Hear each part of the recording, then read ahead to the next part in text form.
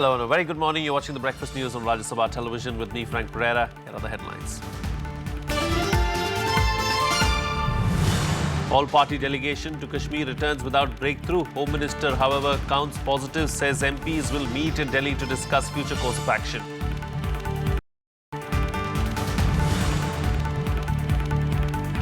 Prime Minister Narendra Modi singles out Pakistan as a single nation spreading terror in South Asia, returns to India after G20 summit.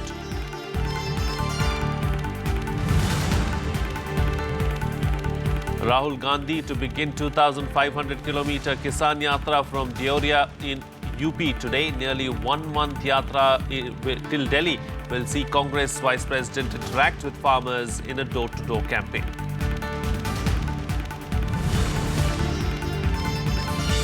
At least 24 people killed and over 90 injured in multiple suicide attacks close to the Defense Ministry in Kabul. Taliban claims responsibility.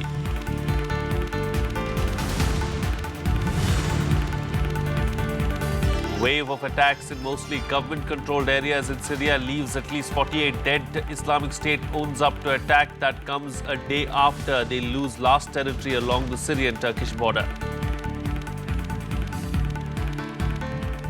Well, the all-party delegation to Kashmir returned to Delhi without any breakthrough. Home Minister Rajnath Singh has said that they will now be meeting to discuss the future course of action. The Home Minister also lashed out at the Hurriyat for refusing an opportunity for talks. The separatists justified their stand, saying that they were not officially invited.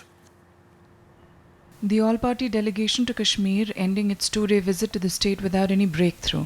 Despite separatist leaders refusing to meet MPs who were part of the team for talks, Home Minister Rajnath Singh saw some positives in the visit aimed at restoring peace in the valley. इसके बाद ये आल party delegation मिलेगा दिल्ली में और यह हम तय करेंगे कि जो कुछ भी बातचीत हुई है इसके नतीजे निकालेंगे और आगे क्या क्या करना चाहिए गवर्नमेंट को इस संबंध में हम एक action plan. Before winding up the Kashmir leg of the visit, Singh sent out a clear message to separatists asserting that the state will always remain an integral part of India. At a press conference in Srinagar, Singh said their attitude was not within the ethos of Kashmir. Delegation के उन मित्रों ने जो जानकारी दी, कम से कम इतना तो कहा जा सकता है कि सचमुच यह कश्मीरियत तो नहीं है और इसे इंसानियत भी नहीं माना जा सकता. इंसानियत भी नहीं है और कोई बातचीत करने के लिए गया है, उन्होंने बात नहीं की. कम से कम जमहूरियत में भी यकीन नहीं है. The 26-member delegation from 20 parties returned to Delhi on Monday night after they met more than 300 members from more than 30 delegations from various political parties, civil society, teachers, students and intellectuals in a bid to diffuse the situation. हम संदेश भेजना चाहते हैं कश्मीर के आवाम को. हम आए हैं इंडिया के पार्लियामेंट की तरफ से, हम सबसे बात करके इस समस्या को हल करने का इरादा हमारे अंदर. हम कश्मीर के लोगों के दर्द और उनकी दुख को समझते हैं और इस हालात को सुधरना. हम गए बात करने, वो नहीं किए बात, तो अब जनता समझेगी कौन क्या है. उन्होंने ये निर्णय लेके उनसे मिलने गए थे, पता नहीं उनको क्या मैसेज मिला, उसके बारे में हमें जानकारी नहीं. हम एज ए डेलीगेशन जो गए थे उसमें से कोई उनके सामने ये बात नहीं आई. हम लोगों का मकसद यह है कि कश्मीर की समस्या सबसे पहले यहाँ शांति कायम होना चाहिए.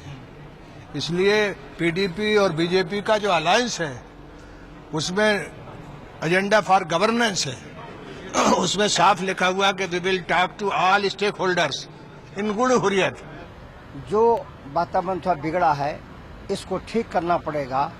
राष्ट्र बड़ा है, राष्ट्रीय एकता के सवाल पर हम सभी एक हैं और शांति स्थापना और बहाली के लिए हम विश्वास के दरवाजे पैदा करेंगे और बातचीत के दरवाजा हमेशा बढ़ाते रहेंगे. यहाँ का नौजवान मुल्क के नौजवान की तरह हंसे, चहल पहल में रहे, अमन के साथ रहे, आस्ती के साथ रहे, डेवलपमेंट के साथ रहे. उनके अपने छोटे छोटे सपने हैं, चाहे तालीम में वो पूरे मुल्क में पढ़ना चाहते हैं, तो वो भी कश्मीर का नौजवान भी मुल्क की सक्सेस स्टोरी का हिस्सा बने. उसके लिए थोड़ी पहल करने की ज़रूरत है. जो एक फीलिंग ऑफ डिफीट है, जो एहसास शिकस्त हुआ है यहाँ के नौजवानों को पिछले कई सालों में. The Hurriyat on its part justified its refusal for talks, saying they were not officially invited by Delhi. Meanwhile, on the ground, curfew continues in parts of Srinagar and restrictions were on in the rest of Kashmir as normal life remained paralyzed for the 59th day on Monday. 71 people have been killed since unrest broke out following the killing of Hizbul militant Burhan Wani in July. Bureau Report, Rajya Sabha TV. Well, the two-day G20 concluded on Monday with leaders adopting a communique. In a sharp reaction, Prime Minister Narendra Modi criticized Pakistan. He said a single nation in South Asia was spreading agents of terror. He also called out for zero tolerance on corruption and black money. The two-day G20 summit ended on Monday after reaching consensus on a wide range of issues. The summit adopted a communique clarifying the development direction, targets and measures of the G20 cooperation. It also reached a consensus on facilitating the world economic growth through long-term, innovative and inclusive measures. 会上，各成员嘉宾国领导人和国际组织负责人围绕构建创新活力、联动、包容的世界经济的峰会主题。 Along with economic growth, global security was also discussed at the summit. The US and Russia discussed the situation in Syria on the sidelines and hoped for a solution soon. We have had some productive conversations about what a real cessation of the hostilities would look like that would allow us, both the United States and Russia, to focus our attention on common enemies like ISIL and Nusra. Prime Minister Narendra Modi also raised the security issue at the summit. In a sharp attack on Pakistan, he said a single nation in South Asia was spreading agents of terror and asserted that those who sponsor the menace must be sanctioned and isolated. In his address, Modi also focused on black money while calling for zero loopholes in administrative, policy and treaty areas in the fight against corruption. On the sidelines of the summit, Modi held talks with Britain's new Prime Minister Theresa May, French President François Hollande and Turkish President Recep Tayyip Erdogan. India has said it will not be able to ratify the Paris Agreement in 2016, 2 days after the world's two biggest economies, the United States and China, formally joined the pact to curb climate warming emissions. I felt that we were not quite ready yet in terms of the domestic actions that are required for us to ratify or at least to commit to ratify within 2016. So while we plan to do it as soon as possible, we were not yet ready to commit. The leaders also discussed prominent issues affecting the world economy, issues like climate change, refugees, anti-terrorism financing and global public health. The next summit will be held in Hamburg, Germany in 2017. Bureau Report, Rajya Sabha TV. Moving on now, Congress Vice President Rahul Gandhi will embark on a Mahayatra from Deoria in Uttar Pradesh to Delhi, traversing as many as 233 assembly constituencies to reach out to people ahead of the polls slated early next year. Congress Vice President will begin his nearly 2,500-kilometer long yatra from Panchladi Kritpura village of Rudrapura Assembly constituency of the Deoria district and move across 39 districts, 55 Lok Sabha constituencies and 223 assembly constituencies in the nearly month-long exercise. On the first day, he will travel a distance of 123 kilometers and cover Deoria, Gorakhpur and Kushinagar districts. Rahul Gandhi will launch a door-to-door campaign to collect Kisan Mangpatras. He will also lead the Congress party's roadshow and attend 2 Khat Sabhas. In other news now, the Supreme Court has asked Karnataka to release 15,000 cusecs of Kaveri water daily for the next 10 days to Tamil Nadu. Now, the apex court also directed Tamil Nadu to approach the supervisory committee set up to implement award of Kaveri Water Disputes Tribunal within 3 days for the release of Kaveri water as per the final order of the tribunal. It also directed Tamil Nadu to release water to the Union Territory of Puducherry proportionately as per its interim arrangement. The order came after senior advocate Fali S. Nariman, appearing for Karnataka, said as a goodwill gesture, the state government was ready to ensure flow of 10,000 cusecs per day from September 7th to 12th. However, Tamil Nadu sought the release of 20,000 cusecs of water per day in the interest of the farmers. During the hearing, Tamil Nadu contended that Karnataka has not been complying with the tribunal's directions in the final order. On September 2nd, the Supreme Court had made an emotional appeal to Karnataka saying, "Live and let live," after Tamil Nadu brought to the notice of the court that the Karnataka Chief Minister has said that not a drop of water will be released to it. Please write, you have called the meeting of the opposition and we will discuss it in detail after getting the copy of the orders, and whatever the decision emerges, we will go by it. This is for a farmers, the life of a farmers. And when the Supreme Court says something, they will take all the reports, what capacity Karnataka government can store the water and how much they can give to the Tamil Nadu. Everything the Supreme Court has seen, then only they are given the judgment.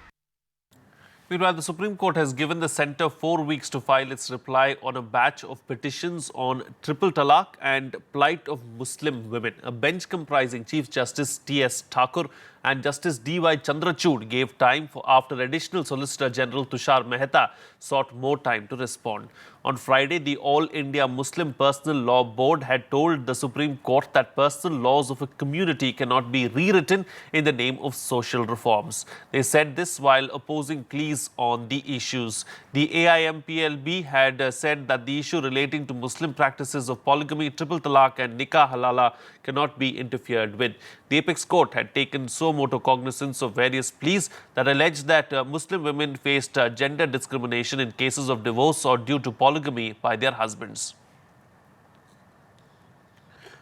Here's a look now at the situation of dengue and chikungunya in the national capital. A 25-year-old woman has become the latest victim of dengue in Delhi, taking to 9 the count of fatalities due to the vector-borne disease. In a weekly report released by the South Delhi Municipal Corporation on Monday, Delhi has recorded 284 new cases of dengue over the past week, in addition to 128 chikungunya cases. With this, the total number of dengue goes to 770 and chikungunya to 560. The corporation has also confirmed 4 deaths due to dengue in different city hospitals. The sudden spike in chikungunya cases in Delhi has come nearly 10 years after a big outbreak of the mosquito-borne disease across the country. Well, here's a look now at the flood and rainfall situation in different states of the country. In Bihar, with 6 more deaths, the toll has risen to 204. The water level of the swollen Ganga continued to recede at many places except in Bhagalpur district, where the river is flowing above the danger mark. The flood has affected 40 lakh people in 12 districts so far. The government has deployed 2,973 boats for evacuation, while national and state disaster response forces have already been deployed in affected districts. Meanwhile, in Assam, heavy rain lashed Guwahati city for almost an hour, inundating several localities. Hundreds of people were stranded, unable to commute in the floodwaters. Due to traffic, commuters had a tough time navigating water-logged stretches. The Regional Meteorological Centre has forecast heavy rainfall in Assam and Meghalaya over the next 4 days. While in West Bengal, the heaviest rains of the season lashed Kolkata since Monday afternoon till late at night, inundating large areas of the city, disrupting flights and trains and uprooting trees. Several teams of the Calcutta Municipal Corporation were working late into the night to clear the roads.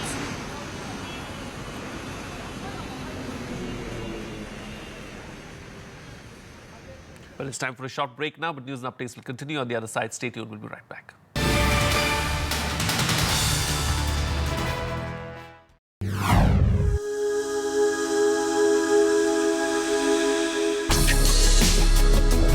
Tales that inspire. Stories of social change. A salute to diversity. Promoting public discourse. Events that motivate. Inspiring the innovative spirit. Watch Rajya Sabha television documentaries.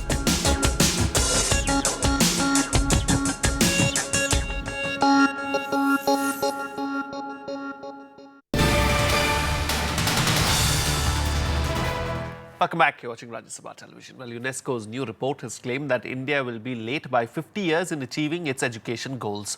The report, titled Global Education Monitoring, states that universal primary education in Southern Asia will be achieved in 2051, lower secondary in 2062 and upper secondary in 2087 based on current trends. Further, it said that India will achieve universal lower secondary education in 2060 and universal upper secondary education in 2085. It added that the 2030 deadline for achieving sustainable development goals will be possible only if India introduces fundamental changes in the education sector, and also urged the government to start taking inequalities in education seriously. Moving on now, President Pranab Mukherjee has supported simultaneous national and state elections in India. This idea was pitched by Prime Minister Narendra Modi. The president has said that India has proved its mettle in successfully handling massive election processes. He said it is for all political parties to brainstorm to find a solution. Holding single elections across the country will enable cutting down on massive election expenses. Political party executives, legislatives, and overall political spectrum, all participants of political spectrum are to think that how to address this problem and we can avoid this frequent election and ensure administrative and political stability. And keeping up the tradition he started last year, President Pranab Mukherjee turned teacher on the occasion of Teachers' Day this time too. He took an hour-long class at a school inside the Rashtrapati Bhavan compound, in which he emphasized the need to encourage technical education. He also asked students to be more tolerant and develop a more pluralistic outlook. As he arrives here in the classroom. Around 80 students of class 11th and 12th attended a special lecture at Delhi's Dr. Rajendra Prasad Sarvodaya Vidyalaya on Monday. On the occasion of Teachers' Day, they listened intently as President Pranab Mukherjee turned teacher. I come as a teacher, as I told you, that you can call me Pranab sir or Mukherjee sir, whatever you prefer. The President took an hour-long lesson at the school located within the compounds of the Rashtrapati Bhavan. Secularism is a part which is the part of our life. The President's lecture had an emphasis on India's political history and its development since independence. He also talked about the rising menace of terrorism across the border as well as the rest of the world. Ensure that homegrown terrorism, which is a major international event today and which may be considered as the biggest menace to the international peace and community, irrespective of border, religion or location. But India is substantially free because we are attacked from outside. We are the victim of the cross-border terrorism, not so much of the homegrown terrorism. Because the Catholicity of our mind, belief and faith in pluralism, huge diversity. President Mukherjee is an experienced hand when it comes to teaching, as he taught in a college before venturing into politics in 1969. He took a lesson in political history last year too. Panchanan Mishra's report for Rajya Sabha TV. Moving on to some international news now. At least 48 people died in a string of bomb attacks that hit mostly government-controlled led areas of Syria on Monday. Many others were also wounded in a double bombing outside the city of Tartus, which is home to a Russian naval base. The Islamic State group has claimed responsibility for the attack. A string of bomb attacks hit Syria's government-controlled areas on Monday, killing several dozen people.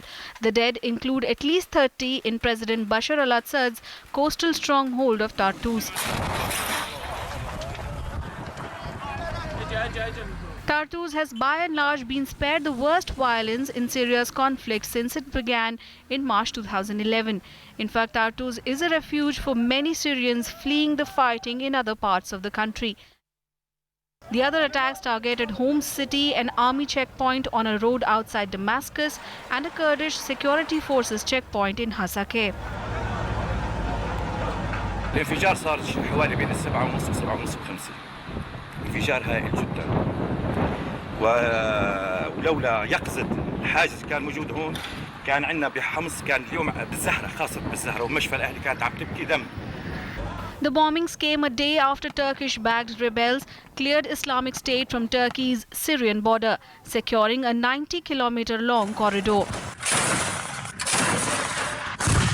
The rebels took charge of the frontier between Azaz and Jarablus. This has given Turkey firm control over a stretch of land that it needs to keep the US-backed Syrian Kurdish YPG militia in check. However, this could lead to heightened tensions with the US over its Syria policy. Meanwhile, Syrian government forces allies recaptured areas in southwestern Aleppo on Sunday after heavy bombardments and repeated attempts to drive the insurgents back. The areas recaptured included the Weaponry College and the Air Force Technical College on the city's southwestern outskirts. Rebels had captured those areas last month in an assault that broke through a government siege. President Bashar al-Assad, who is backed by Russia, Iran and the powerful Lebanese Shiite group Hezbollah, wants to recapture the whole of Aleppo. Moscow's intervention last year turned the war in Assad's favor in many areas, but rebels have made some gains, including in Aleppo and in Hama province further south. Bureau Report, Rajya Sabha TV. Meanwhile, at least 24 people were killed and around 91 injured on Monday when two suicide bombers struck close to the Defence Ministry in Afghanistan's capital, Kabul. The two bombers blew themselves up in rapid succession in an attempt to inflict mass casualties as government workers left the ministry after work. President Ashraf Ghani strongly condemned the attack. The Taliban has claimed responsibility for the twin attack. Taliban spokesman Zabiullah Mujahid said on Twitter that the Defence Ministry was the object of the first attack while police were targeted in the second. ما تقریبا یک ساعت پیشتر همینجا حضور داشتیم در سایه یک انطوری بسیار مهیب و خطرناک رخ داد که به طرف جاده میدیدیم که تقریبا 10 دقیقه یا 8 دقیقه بعدش یک انطوری دیگر شد که خودمون با چشم دید خودمون که خودمون در سایه حضور داشتیم. Well, the ASEAN, or Association of Southeast Asian Nations Summit, is underway in Laos. Leaders from the 10 nations regional bloc and their dialogue partners, US, China, Russia, Japan and Australia, are discussing international issues at the three-day meet. Topics such as South China Sea disputes, counter-terrorism, trade and human rights are top of the agenda. However, US President Barack Obama has cancelled a meeting with the Philippines' president for using inappropriate language against him. Obama had said that he would raise the issue of drug-related extrajudicial killings in the Philippines, which was strongly objected by the Philippines president.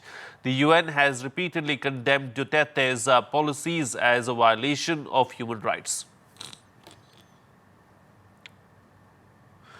Some sports news now and news from the US Open, and let's bring you all the action from there. World number one, Serena Williams set a new Grand Slam record of 308 victories with a win over Yaroslava Shvedova of Kazakhstan at the US Open.